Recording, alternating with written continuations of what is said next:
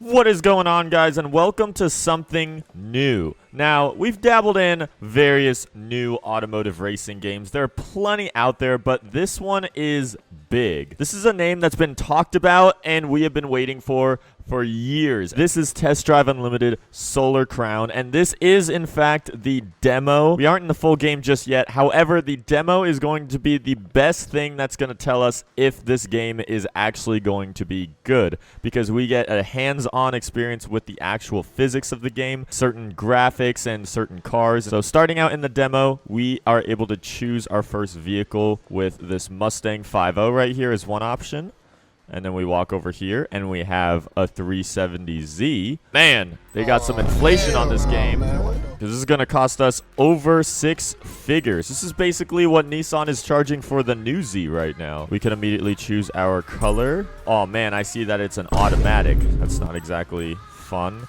We'll do yellow on yellow. I guess this is our ride. Yellow on yellow, the BZ. So, ladies and gentlemen, welcome to Hong Kong. As you can see, the Convention and Exhibition Center right there in Wan Choi. Now, a couple cool features about Test Drive that's going to set it apart. If I go right here on the left bumper on my controller, I have a whole bunch of vehicle options.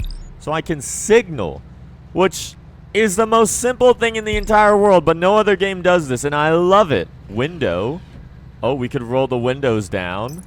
That's awesome. And then windshield wipers. Oh, they're going off. It's okay. Can you guys see it there? There, yeah, they're going off. Hazard lights as well if we want both. Now, this is stuff that I want to see in more games, as well as your lights controls. They're just simple things, but they just help you simulate and immerse yourself into the virtual automotive experience. This car sounds good. We got a lot of the HD graphic reflections at night. This is definitely the best forecast for the best looking graphics. We'll just put it that way. Now, I would say handling and physics was never really Test Drive's thing. The nostalgia of the games definitely kind of blinded me of how the handling actually was when you go back to play the old games. And I would say in this game, it's definitely better than before, but is it up to the standard of some of the other current racing games out there? Probably not. Now, we got some crumpled damage physics on the front. They got to remain that kid-friendly rating for the game, so damage physics aren't exactly going to look like BeamNG or GTA 5. So I'm just driving along, and I can't help but notice something. What in the world is this? This is a Gen 2 Raptor Super Cab, 2-door. Why is it completely slammed? Like, oh my gosh, these things don't even have air ride from factory, so it's not like you could say that the bags have just blown. Tire to fender fitment all the way on the ground. That's definitely got to be a bug. I'll keep my eyes out for anything else that is unusually stanced. Now we're headed on our way to our first race. So we'll see what competition is for my little stock 370.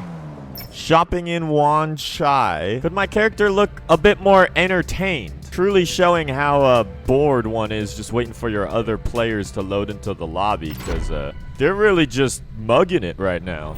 Alright, this is a nice selection. Ooh. Starting out with the vintage Mustang next to me as well. And then we have the new 5.0. The S550 is way up there. So let's see. Oh! Whoa! Everyone's just slow. Guys, this is a race. You guys know that, right? Like, I know I might have easy difficulty on, but I didn't think it would be this easy. Holy crap. Guys! This is too easy. They have disappeared behind me. I mean, I might as well just go on a leisure stroll at this point. I'm going to signal right. Yeah, I'm going to be using my signal. First ever person to use turn signals in a street race. How is that? Well, that race was all things eventful, and I've learned that I should probably up my difficulty level going here onward. Now, I just want to point something out real quick. If you look behind my steering wheel, you'll see 2 paddles right there, and that is because we've already proved that this car is, in fact, an automatic. Actually, look at right there. There's the Prindle. This is an automatic Z, but when I drive, his hand just went down there. What is he doing? Let's watch. What?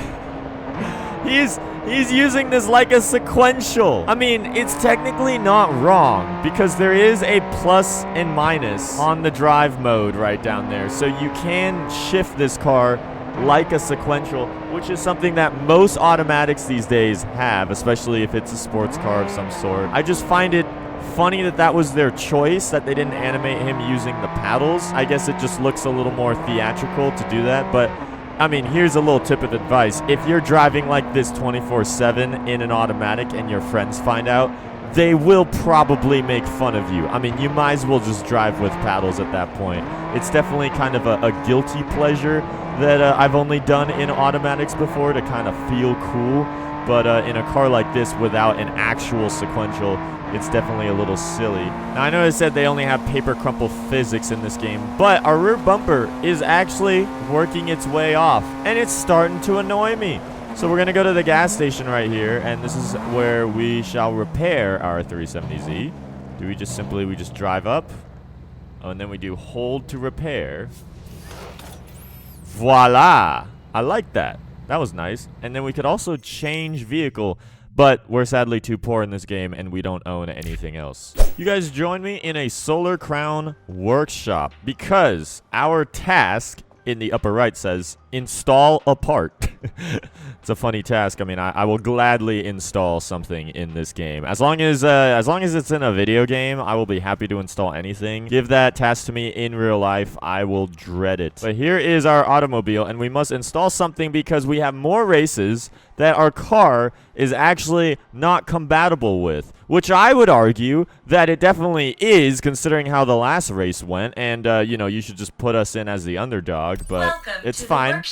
We shall upgrade what looks like the turbo. We'll buy and equip. Oh, that hurts. I just want to spend all my money on cosmetic stuff. Dang, it just keeps on going. We actually have more performance. We have suspension, which actually, okay, it does change the ride height, which is cool to see. We have tires. Oh, that's cool. It changes the tread on there. Lots of performance mods that you have there. But let's go into the cosmetic parts. Yes. Now we can see the various wheels that are in this game, which these look like truck wheels. I wish I had a further view of my car. Like, I'm pressing every button on my controller right now, but I can't change the view of the car. So we just we can't even look at the wheels from afar. Wait, if I just click on it like this, it still won't let me see the car from afar. How will I know what these Motegis will look like from this close up? Like, I could only see how they fit in correlation to the front fender, but without, like, you got to see the whole picture sometimes to know what you're going to choose. Wheel selection so far is honestly really small. We have 50% of these are off-road truck wheels or just off-road wheels in general, and then the other 50% of them are rotiforms or Motegis. And, I mean, if at least they went through the efforts to get the licensing for these, then you could maybe add several more rotiforms and not just one pair, which are actually the same wheel but in different finishes. I shall buy and equip these. They are free, so I will take that. No complaints there. If for whatever reason you just weren't happy with the spec of your 370, you can go all the way in white. You know what? I think I made a mistake going yellow on yellow. We're gonna go back to, actually it's gonna cost us $600. That's not bad. That's actually that's probably cheaper than what would actually cost you in real life to do this with new parts. That works out because our seats now match the wheels. And new livery. Oh boy. Oh, this isn't good. The bigger the sticker gets, the more pixely it gets. Yes, you like? We look like we just played in the snow, which wasn't my intention, but I'm just kind of throwing stuff on here left and right. Actually, if we wanted to change the entire finish of the car, we can make it red. We can make it chrome with different tints on the car. That's cool. Satin, too. These textures look arguably better than other games. The fact that you have the difference between satin and matte. Because, oh, I'll tell you, there's some games and one game in particular that definitely can't know the difference between those two. We even have a difference between metallic and pearlescent, which I actually don't know. This is going to cost us 30 grand? All right, I'm spending it all for you guys on the demo. Now, what is crazy is that once you're out of the cosmetic menu, you get a great look at your car from afar, and you can see it on the spinning turntable and walk around it and check out this glorious creation. I love this game's theme of just being able to walk around in certain locations, walk around a dealership with the actual cars on display. You'll be able to have an actual garage in the hotel with your actual cars on display as well, and not just in display in the form of a menu. So these are things that I like about Test Drive that are different to other automotive games. Trying to get out of this workshop. This is a very fancy workshop, guys. Good job to the Chinese. Hey, her shirt matches the rig. Let's go. Alright, so our first attempt trying to race. Our connection to the server didn't work. And we are 2 for 2. Still can't connect. Let's go! Alright, third try. We are in and in the rain. Let's see how our upgrades are going to do us. Alright, these guys are novices. I'm now noticing on their name tags. Oh, but they're off to a little more of a feisty start. Whoa! What the hell was that? Okay, and also the rain actually is proving to change up the physics here, because we just got a significant more amount of understeer just there than I was expecting. So it's good to know that the weather does affect the handling. Alright, already entered first. Now, I just want to know what happens if I mess with these guys a little bit. I just kind of want to play Mr. Dirty Driver. Boom. Boom. This isn't working out as well. I want to see if I could flip someone or maybe just like spin him out. Oh, he's speeding up. Oh! The light pole actually took me out way more than I was expecting. Holy cow, the rain is proving to lose grip. They definitely progress to get better as the race goes on. Oh my gosh! Oh no, this isn't good. Return to road, return to road. Okay, the rain really hasn't helped any of this. And we are drifting now. We're running out of race, guys. Oh, there's first place. All right, this is going to be the most tense race yet.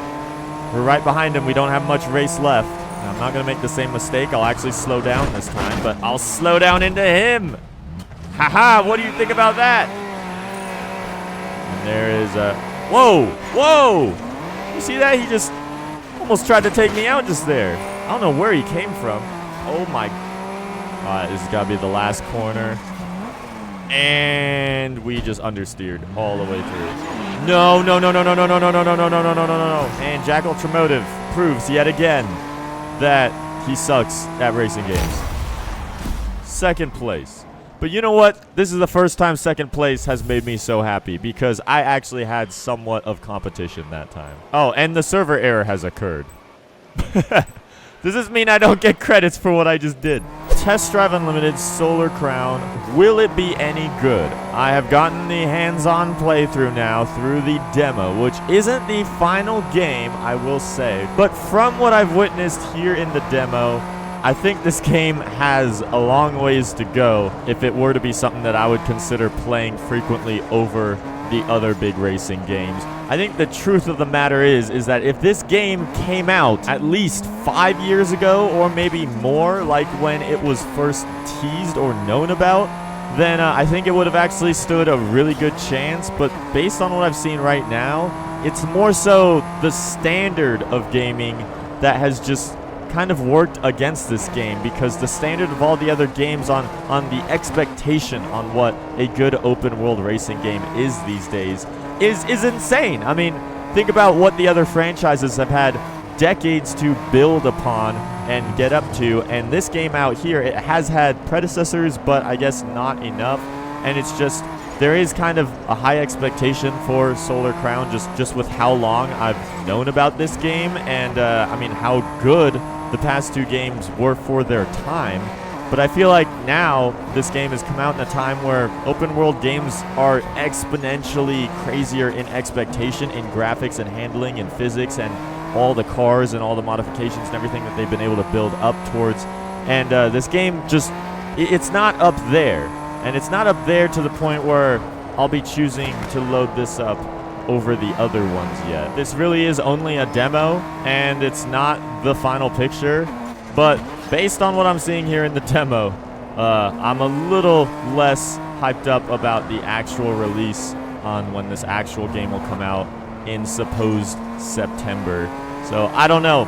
Will the game surprise me? Well, it only has about less than 3 months to do so. As always, if you watched me, JackUltraGamer, play this much of this game and watch through the entirety of this video, I salute you guys.